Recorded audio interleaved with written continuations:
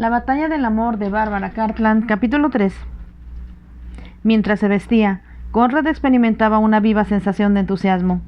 Se miró al espejo y comprobó que el atuendo estaba a la altura de su nuevo puesto. La guerrera, del más fino paño azul, tenía charreteras de hilo de oro.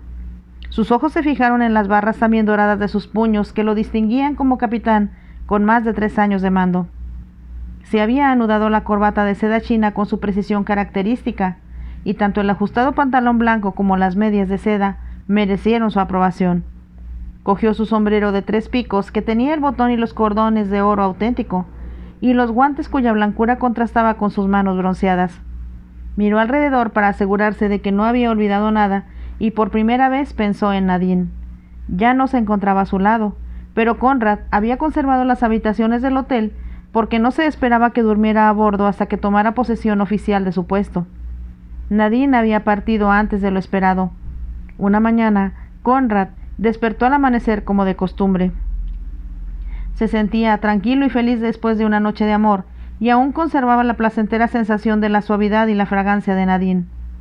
Cuando su mente comenzaba a volar hacia el invencible, el viaje que le esperaba y los estadounidenses contra los cuales debía combatir, advirtió que ella también estaba despierta e impulsivamente la rodeó con sus brazos. No quería despertarte. Deseo estar despierta para no desperdiciar ni un solo instante que pase a tu lado. Hoy me voy. ¿Te vas? ¿Por qué?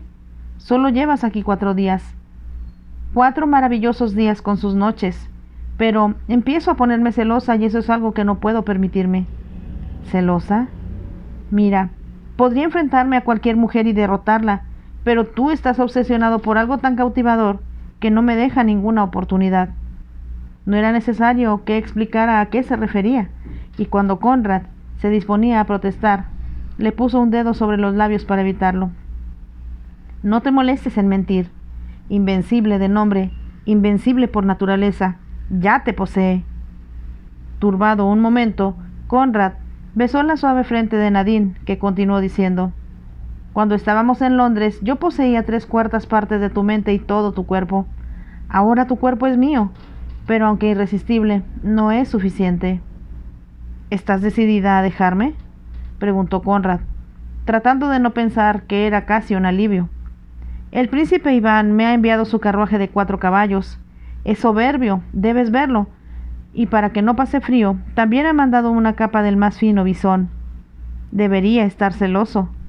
Conrad puso una mano bajo la barbilla de ella y le alzó el rostro. Era preciosa, aún en la penumbra del amanecer, y cuando miró sus ojos provocativos, sus labios suaves y las ondas de su oscura cabellera, descubrió por qué siempre había hombres dispuestos a concederle todo lo que deseaba. La expresión de Nadine era muy tierna cuando dijo: Sabes que no tienes por qué sentir celos. Cuando vuelvas con más triunfos y más gloria de la que ya tienes, siempre estaré esperándote. Me echas a perder y sabes lo mucho que significas para mí. Conrad hablaba con pasión, pero Nadine se echó a reír. No tanto como alguien mucho más grande, cuyo nombre siempre espero escuchar de tus labios, aun cuando me estás poseyendo. Si yo te diese otro nombre que no fuera el que llevas, no sería el de invencible. Te llamaría incomparable. No existe ninguna como tú, Nadine. Nadie me ha proporcionado tanta felicidad como tú estos 4 días. Gracias, dijo Nadine con sencillez. Pero siempre hay un futuro, y en él pensaré mientras los caballos del príncipe me conducen a Londres. Lanzó un suspiro y después murmuró con tono indiferente: ¿Pero por qué desperdiciar el presente? Le ofreció los labios, y cuando Conrad la apreció con su boca, supo que al menos durante los siguientes minutos no pensaría en el invencible. Pero ahora que Nadine se había marchado, a Conrad le resultaba casi imposible pensar en otra cosa que no fuera el barco. Aún quedaban muchas cosas por hacer, y cada día encontraba más detalles importantes que atender, tantos que, en ocasiones, hasta temía no estar listo para zarpar el día convenido. Pero la víspera de la partida todo quedó ultimado.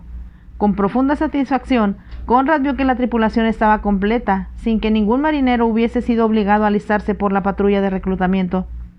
Casi todos los tripulantes del Tigre se habían enrolado en el Invencible, así como algunos hombres que habían servido con Hoare en otros barcos. e incluso lo sabía que, por la reputación de Conrad, habían decidido servir bajo su mando. En fin, la tripulación estaba completa y esperando que su capitán diera la orden de hacerse a la mar. Lo único que ensombrecía tan excelentes perspectivas era la obligación de efectuar el viaje inaugural del Invencible con una mujer a bordo, una mujer a quien, además, Conrad no le tenía la más mínima simpatía. Cuando todo estuvo listo y le quedó tiempo para pensar, Conrad se preguntó qué edad tendría Lady Delora, y llegó a la conclusión de que, como su primo Denzil contaba 31 años, 2 menos que él, su hermana estaría ya cerca de los 30. Le parecía extraño que no se hubiera casado antes, a menos que fuera tan desagradable y arrogante como su hermano, lo que explicaría que ningún hombre hubiera sido tan tonto como para cargar con ella.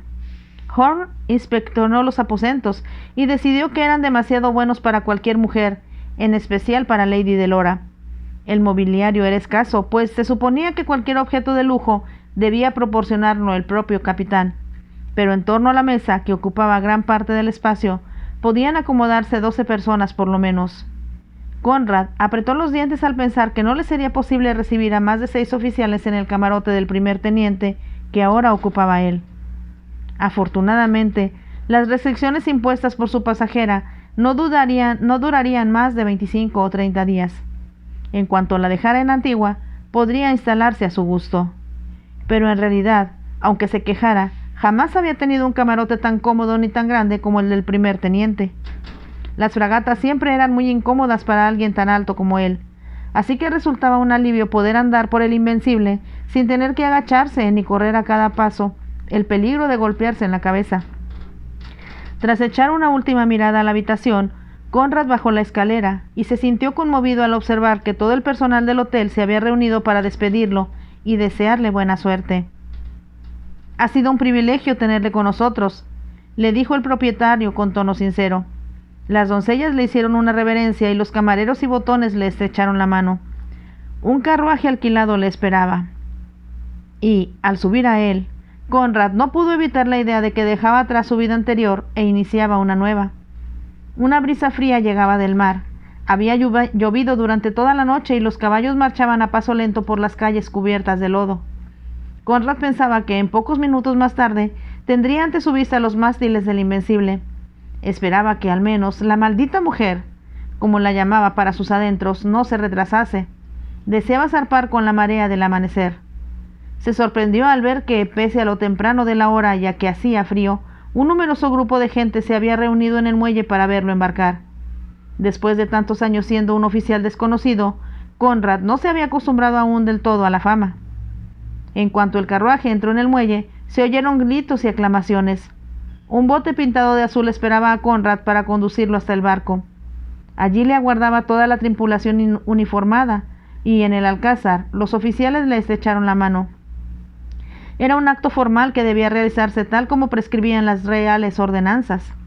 Se esperaba que el capitán, con la mayor ceremonia, tomara posesión del barco, recorriéndolo para inspeccionarlo como si lo viera por primera vez. Conrad ya se había aprendido el nombre de algunos de los hombres que estaban bajo su mando, y estaba decidido a saberlos todos antes de haber pasado el Canal de la Mancha. Su memoria era excelente, y sabía que cuando navegaran por el Atlántico, ya estaría enterado de cuántos hijos tenían sus marineros, quiénes esperaban un nuevo miembro en la familia, y muchas otras cosas. Cuando terminó el recorrido de inspección, invitó a su primer teniente, Dickin, que había estado con él en el Tigre, a acompañarle a su camarote. Su asistente, Barnett, ya había dispuesto una licorera para servirles una copa de madeira, y Conrad, después de quitarse el sombrero, se sentó en un cómodo sillón de cuero mientras Dickin lo hacía en otro. «Apenas puedo creerlo, señor», dijo. «Esperaba que le diesen un barco decente, pero jamás imaginé que le reservaran la mejor tajada del pastel». «Sí, hemos tenido suerte, pero ahora debemos probarnos, aunque por desgracia tendremos que esperar hasta entregar a nuestra invitada en Antigua». Le pareció que Dickin se sorprendía y le explicó. «¿No se supone que debemos ir en busca de pelea con una mujer a bordo?» «No, claro que no, señor, pero tengo entendido que aún quedan barcos franceses por estas aguas, y si inesperadamente nos encontráramos con alguno, no creo que debamos huir». En los ojos de Conrad surgió un destello de animación al contestar. «Ni pensarlo. Esperemos que la dama no se asuste demasiado con el ruido de los cañones». Dickens sonrió satisfecho al darse cuenta de que tanto su capitán como él pensaban lo mismo, y levantó su copa. Por ti, Greyhound, brindó, porque tanto usted como este barco demuestren ser invencibles. Fin del capítulo 3.